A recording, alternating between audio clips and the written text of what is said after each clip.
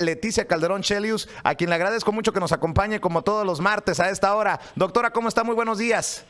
Pues aquí con gripita, Vicente, pero pues dándole, siguiéndole. Eso, así me gusta. Oiga, pues tantos temas para entrarle, pero déjeme entrar con el tema del Día Internacional del Migrante en México.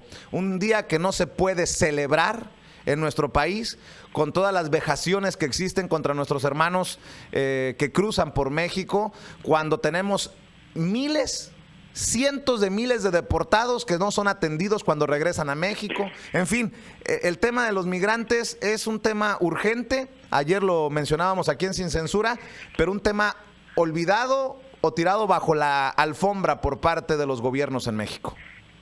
Bueno, pues mira, olvidado y rescatado cuando ocurren situaciones críticas, como cuando Trump nos puso, pero a parir chayotes, ¿no?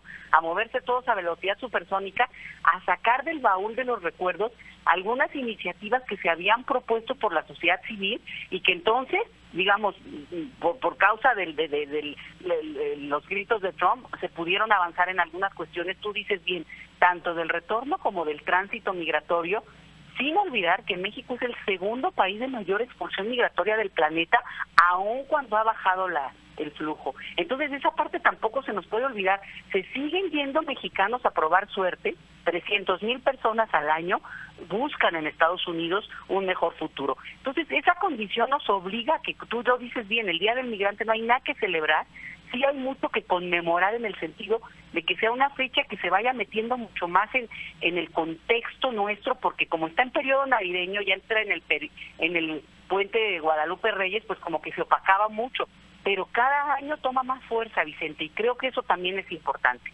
Claro que sí. Oiga, y de los temas políticos, ¿cómo ve del volvido de Peña Nieto al abrido de Murat? No, hombre. Olvídate, es que de verdad a veces uno no sabe, y bueno, acuérdate que el secretario de Educación Pública en su momento, pues era el que les daba también la pauta. La pregunta es, ¿dónde estudió esta gente? ¿Cómo es posible que sus padres hayan invertido tanto en ellos? Porque además ni siquiera pasaron por escuelas públicas nunca en su vida. Muestra de que parece ser que no se aprende muy bien tampoco en las escuelas privadas en este país, caramba. Y fíjate que eso, bueno, ponle que eso es anecdotario.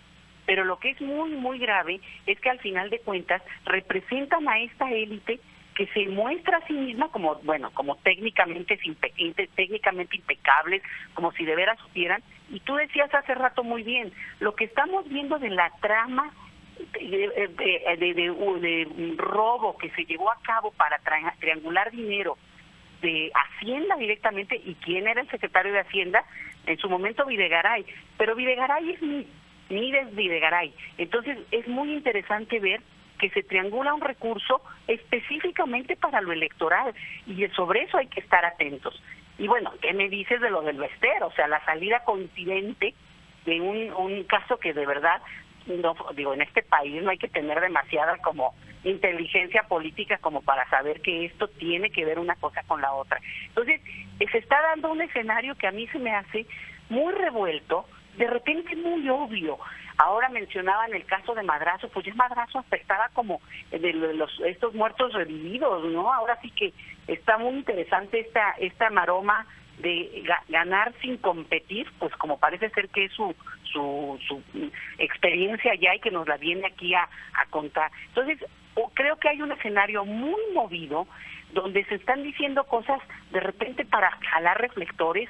Esta ocurrencia del señor Meade de que hagan una prueba toxicológica como si por ser, o sea, como que si eso implicara que van a realmente a mejorar las circunstancias de las personas que pudieran llegar a algún puesto de elección popular, cuando digamos justamente es una manera de decir algo para salir en el periódico, cuando no nos dicen alguna propuesta concreta. Solo dicen cosas al vacío. La campaña no ha empezado, pero este primer arrancón, la verdad es que se está poniendo muy turbio, y pues sí es lamentable, Vicente. Oiga, doctora, a ver, dos cosas. Ahorita vamos al tema del Bester Gordillo, porque es una afrenta al mexicano, y el que no lo entienda así, pues está en una burbuja. Pero ya que está mencionando esto de José Antonio Meade, yo lo decía hace un rato, dejémonos de cosas. La gente no quiere pruebas toxicológicas ni pruebas mentales, quiere una prueba de mentiras, un polígrafo Y ahí sí les creemos. Si se someten al polígrafo, les creemos. Pero son tonterías de muy bajo nivel como se están desarrollando las precampañas desde mi perspectiva. Mira, yo creo que, yo creo que es jalar reflectores, porque sinceramente aquí el tema se llama corrupción e inseguridad. Y que le quieran dar la vuelta es justamente para desviarlo, porque ve qué casualidad, sale una nota durísima, en donde salen los pelos y señales ya de esta trama de desvío de dinero. Digo, eso y lo de Odebrecht, todas las que me quieras decir, que están saliendo a la luz, y que además en el imaginario popular mexicano todos lo sabemos. Aquí no hay nadie que pueda dudar de semejante cosa. Lo interesante es que está saliendo realmente la trama como la hemos imaginado siempre, pero ahora está saliendo como mucho más clara. Pero el punto es, sacan una cuestión distractora, un asunto distractor, para no hablar de que, a ver, ¿por qué no cada uno de los candidatos muestra de qué manera ha obtenido los recursos con los que ha vivido todos estos años? Y ahí es donde de repente hay cosas que a lo mejor se empiezan a no triangular o muestran cuál ha sido su eficiencia en términos, digamos, del puesto que han ocupado. Voy a dar un ejemplo otra vez con el señor Meade porque se puso de pechito.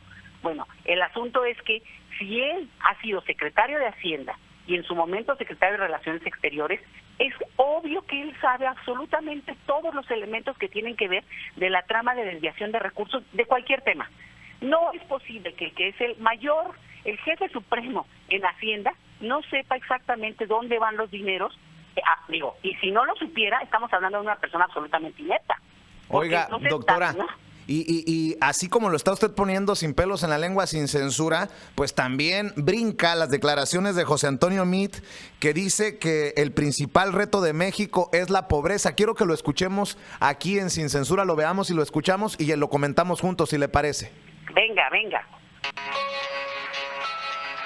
Si usted dice, esto es lo que tengo que atender, ¿cuál es el principal problema que tiene? Creo que el principal reto es la pobreza. Tenemos que hacer un esfuerzo muy importante, fundamental, para que en México no nazca un niño sin esperanza, para que en México no nazca un niño en pobreza extrema.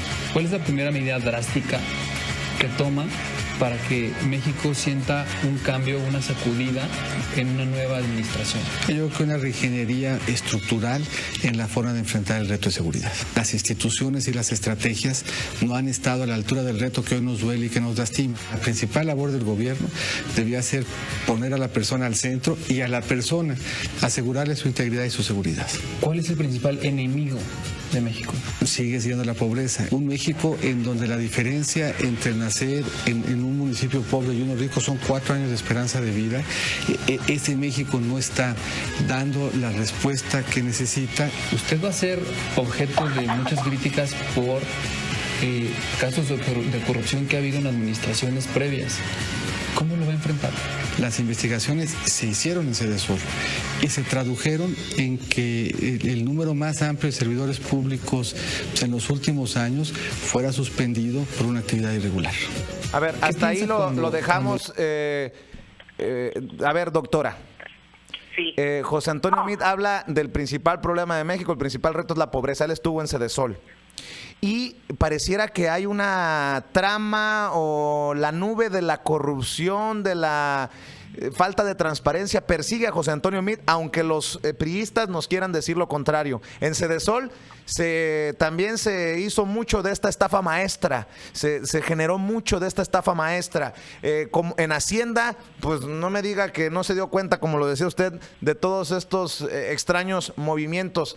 José Antonio Meade, pues ¿con qué cara dice que... Digo, a menos que lo entendamos como una crítica al gobierno actual, las palabras de José Antonio Meade, lo que no va a ocurrir?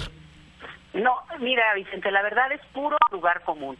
Que él hable de la pobreza en este momento, cuando ha sido un funcionario 12 años y además ha sido funcionario con gobiernos diferentes, realmente es tratar de lavarse las manos de un asunto que sí le compete. Porque mira, a lo mejor aquí podríamos decir, oye, pues no es justo porque fue funcionario. No, fue el más alto funcionario que llevó las cuestiones de Hacienda, y ahora tú mencionas Sedesol y Relaciones Exteriores. O sea, él ha sido candil de todos los gobiernos y ha estado en varios puestos, pero siempre como el jefe, ¿eh?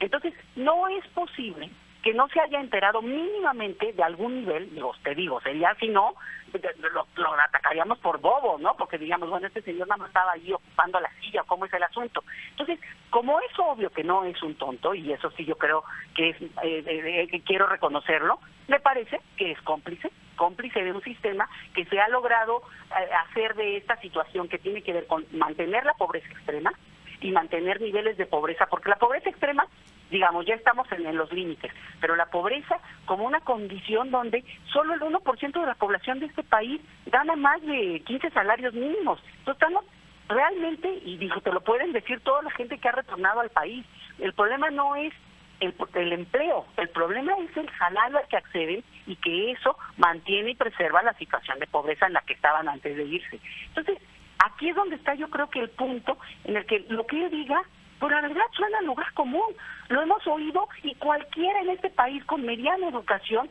ha oído de este tema de pobreza, pero no lo está diciendo cómo. Él dice, vamos a poner a la persona en el centro o sea, una cosa así además medio cristiana, ¿no? De que, bueno, pues está bien que lo diga el Papa, y yo lo venero mucho y me parece muy bien, pero esa no es una cuestión, además incluso técnica, dado su perfil, que nos pudiera decir, bueno, es que podríamos bajar, no sé, ¿no? Los impuestos, subir los impuestos.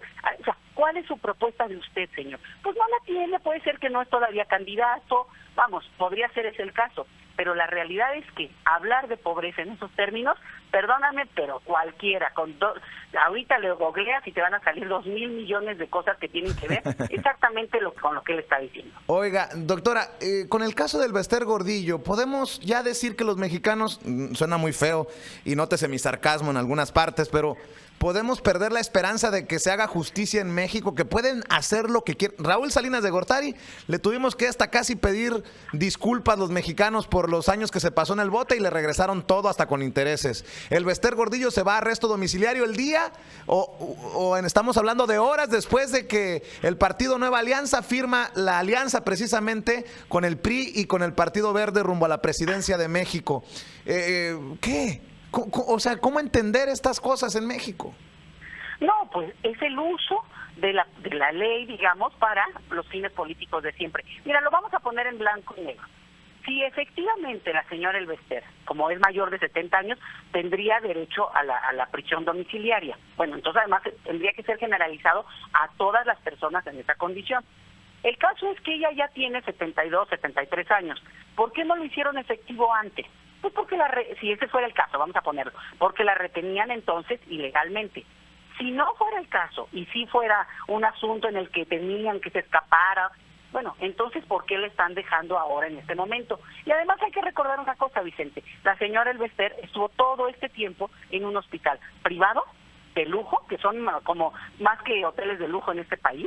Entonces, tampoco es que estaba en la cárcel, ella estaba atendida de una manera exclusiva, no como una rea normal, sino que estaba atendida en un lugar muy cerquita, por cierto, de su casa, bueno, en Santa Fe, y ahora la mandan a Polanco, que también es otra zona muy exclusiva, a su departamento particular. Entonces, como tú bien dices, bueno, nos ven la cara o que obviamente, vamos a suponer que hay toda una cuestión que se fue armando con mucho más tiempo. Hay gente como Jorge Castañeda, que ya la fue a visitar, que siempre dijo que ella era, si no inocente, por lo menos que sí tendría que aplicarse esto que te decía yo de la edad, ¿no? De la edad para la prisión domiciliaria. Pero el punto acá es que estamos hablando obviamente de perfiles políticos en los cuales el uso de la ley es totalmente tramposo y ese es el problema, que puede ser usado para cualquiera. Doctora. Pues ahora le tocó a esta señora, ¿no? Ya que menciona al Güero Castañeda, déjeme también ponerlo sobre la mesa esto.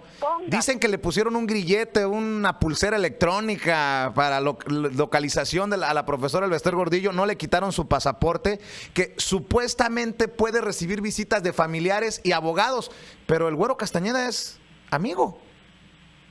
Bueno, a lo mejor no sabemos si son algo más, ¿verdad? A lo mejor ahora nos vamos a enterar de alguna noticia. A menos que sea Jorge Castañeda Gordillo o algo por el estilo, pues no sé. Pues, tiene toda la razón, sí suena extraño, o tiene un pasaporte especial don Jorge, o la señora Gordillo tiene alguna relación más fraternal con el señor. Ya eso es un asunto que estaría bueno enterarnos, pero tienes razón que no se justifica, por lo menos por lo que se ha mencionado en términos de opinión pública, que limita el tipo de visita. Lo del grillete, te quiero decir una cosa, Eso es lo que nos han dicho. Pero este es un grillete que ya sabemos que se usa en el caso de la gente que detienen en Estados Unidos, pues, absolutamente para todo y bajo cualquier pretexto, e incluso sin importar la edad. Entonces, es como que una cosa muy retórica para podernos decir que está cuidada, de que no puede escaparse. Es obvio que en una persona de esa edad, y además con la condición física que ella tiene, pues está difícil que se pueda escapar. El asunto no es que se pueda escapar, es lo que implica en términos del manejo político que ella tiene, que ella evidentemente ejerce, y a la que miran que le tienen miedo todo el mundo, obviamente, porque es una persona pues con una característica, por lo menos en términos de la historia que le conocemos, pues muy dura. Entonces, lo que es muy claro, y fíjate, aquí está para mí la clave. ¿Qué de sus propiedades, qué del recurso que se le encontró, que se supone mal habido, se le incautó? Cero. ¿Por qué sigue teniendo las propiedades que tiene si se supone que ella tenía un salario que, aunque era mucho, como maestra creo que dijo que 60,000 pesos en su momento, pues podría tener el tipo de vida que tenía? Ya se sabe que es toda una trama más compleja. ¿Por qué sigue teniendo sus propiedades? ¿Por qué no las incautó el Estado mexicano? Pues es que la tuvo que empeñar para pagar el hospital tan caro en el que se encontraba, doctora. No seamos mal pensados. Nótese mi sarcasmo, obviamente. Gente. Oiga, y ya que está mencionando, es lo peor. y ya que está mencionando esto, yo quiero recordar aquella entrevista que le hizo Carlos Loret de Mola en Televisa a la profesora Elvester Gordillo, que la hizo enojar, la hizo encabronar, porque la cuestionó sobre sus propiedades, sobre su salario, sobre su dinero. Esto creo que también nos da luz sobre lo que no ha hecho la autoridad mexicana para decomisar, para incautar, para hacer justicia. O sea, nos han por años jugado el dedo en la boca y no puede ser posible. Veamos y escuchemos. Y no se han aplicado. Ese no es problema de la maestra Elba o del sindicato. Los maestros no tienen pizarrones, lo dice usted, no tienen computadoras. A veces no tienen ni escuela. No tienen ni escuela. ¿Sabe cuánto gana un maestro de recién inicio? 5,800 pesos. ¿Y cuánto gana Elvester Gordillo? No gana como maestra, gana por sus responsabilidades. He sido diputada, he sido senadora y todo. Yo gano lo de con una maestra aproximadamente, como maestra, un sueldo de 18,000, 20,000 pesos, pero no es lo único que gano. ¿Y qué más gana? ¿De dónde Gano mi compensación como dirigente sindical, he tenido recursos como diputada, como senadora, he sido delegada. Ahorita está como dirigente de maestros. Usted ahorita, Carlos. Usted vive de lo que ha ahorrado, no tengo vicios, he trabajado en muchas actividades. No es un problema personal. No, soy una mujer que tiene una manera de vivir solvente y que aspiraría que todos los maestros y todos los mexicanos viviéramos igual, y que lo vamos a lograr si mejoramos la calidad de la educación también. Pero no se me hace justo, Carlos, que todo le queramos cargar a los maestros y no querramos ver la realidad de la crisis de un sistema educativo en la que tiene que ver gobierno, sociedad, y me atrevo a decir padres que de familia, medios de comunicación, primero que nada y gobierno. Medios de comunicación que a veces nos pasan programas para los niños con escuelitas donde en lugar de enseñar valores, todo lo que enseñan son desvalorizar la vida humana. ¿Es usted un buen ejemplo para los maestros? Yo creo que sí. Habla usted de cargos de diputada, de delegada en distintos momentos, secretaria general del PRI. ¿Sí se justifica la fortuna? Porque usted vive bien, maestro. Usted tiene casas, tiene Carlos, le hago una pregunta. Tiene lujos. Para que usted sea el buen periodista, ¿tendría que vivir en una posilga? ¿Tendría que vivir en la marginación? ¿Cuál es su aspiración? A que vivan los mexicanos mejor. Todos tenemos derecho a vivir bien. Lo que no es justo es que la distribución de la riqueza sea tan inequitativa. Si me quiere usted decir que si estoy entre los privilegiados de México, entre los ricos, no es cierto. Vivo bien, a veces con toda franqueza diría algo, me gusta verme bastante bien, bastante mejor de lo que tengo, y eso no es un delito. Me preferiría usted ver como por ahí dicen de rabanitos, vestida de aquí y allá. Soy maestra. Pero gasta mucho y tiene mucho dinero. No, Carlos, sí, eso lo dice usted. Tiene mucho. Bueno, si usted es babo y lo sabe, dígame cuánto tengo. Eso es lo que quiero saber. De eso va mi pregunta. Eso es falso, Carlos. Mire. ¿Cuántas propiedades tiene, maestra? A ver, Carlos, ¿de qué vine a hablar? ¿De mí o de la educación? Porque yo creo que a No su se pueden auditorio, disociar. perdóneme, Después de 19 años a su al frente del auditorio lo que le sindicato. importa es que estamos haciendo el sindicato. 20 años en los que he cumplido, 20 años en los que he resuelto revueltas, 20 años en los que hemos tratado de garantizar estabilidad, con una coordinadora que se incomoda y se molesta de muchísimas cosas, con salarios que todavía nos está costando trabajo, le den dignidad y calidad de vida a los maestros. 20 años en los que me he vivido en los aviones, de lugar en lugar tratando de resolver problemas. Dígame, por ser dirigente sindical, necesariamente tiene que haber un cuestionamiento de estos. Yo... A ver, profesora, el Bester Gordillo es lamentable, ¿no? Además, sí tiene un vicio, o sí tenía un vicio, comprar en Neiman Marcus, y comprar en Gucci, y comprar en las tiendas caras.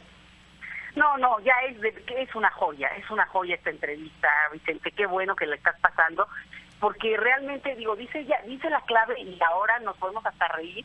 Oye, me recordó a Alejandra Barrales, cuando le agarraron lo del departamento en Miami y también salió con que ella era una mujer honesta y había trabajado toda su vida. Oye, yo he trabajado toda mi vida y no me alcanza, pero bueno. La gaviota, acuérdese. No, hombre, no, puras sacrificadas tenemos, ¿no? Y puras que se jubilan a los 40 años y bueno. Pero dos cosas que yo creo que están aquí como claves. Esta cuestión donde quien se atreve a hacer este nivel de criminalidad, ¿no? Y aliarse con cómplices, está dispuesto a sacrificarse si lo llegasen a agarrar en el remotísimo caso a nombre de toda una red de cómplices y estar 2, 3, 4, 5 años en la cárcel a cambio, tú decías el caso de Salinas de Gortari, a cambio de que en algún momento no solo no perderá sus propiedades, sino que hasta se le regresará lo que podría haber sido en su momento detenido, digamos, el recurso o el flujo de dinero. Así es. Y eso lo podemos ver, fíjate, con esta mujer, con Duarte. ¿Dónde está la esposa de César, de Javier César Duarte y de Javier Duarte? De los dos, ¿dónde están los dos? Bueno, Pero César se fugó y no se sabe ni de los caballos de pura sangre que tenía. Y Javier está en el bote mientras su esposa se declara perseguida política allá en Inglaterra, en Gran Bretaña. Pero te digo, o sea, que lo veamos como la trama que es decir, ellos están pagando y así calladita la cosa, la calladita, saben muy bien que en 2, 3, 4 años, cuando bajen las aguas, como ocurrió con el Bester, o cuando haya una necesidad de pacto político, saldrán y con todo, digamos, fue una inversión, porque al final un par de años sí detenidos, pero bueno, no van a perder sus propiedades y su riqueza. Entonces, están dispuestos a eso y ese es el modus operandi de estas bandas de criminales. Así es. Y realmente es una joya la entrevista. Oiga, doctora, en la próxima semana hablemos de lo importante entonces de que nos activemos los migrantes para entrar activamente al proceso que se viene con todas estas turbulencias, con todas estas declaraciones, con todas estas cosas que platicamos con usted, si le parece. Me parece muy bien y te lo pido, que no se duerman los paisanos, porque aunque no regresen, esto se está moviendo y además siempre hay que pensar que uno tiene un país al que volver y ese debería de ser el objetivo, aun cuando no quieran o no lo deseen o no tengan que hacerlo, pero que apuesten por eso. Así que pues nos hablamos la semana que entra y feliz Navidad por allá. Claro que sí, doctora, ya será el 26, el lunes 25, que se la pase muy bien, Nochebuena con su familia, con sus amigos y hablamos el próximo martes. Listo, hasta prontito y un abrazote hasta allá. Gracias, la doctora Leticia Calderón Chelius, experta en temas migrantes, hablando con nosotros sin censura de los temas importantes en México y en Estados Unidos.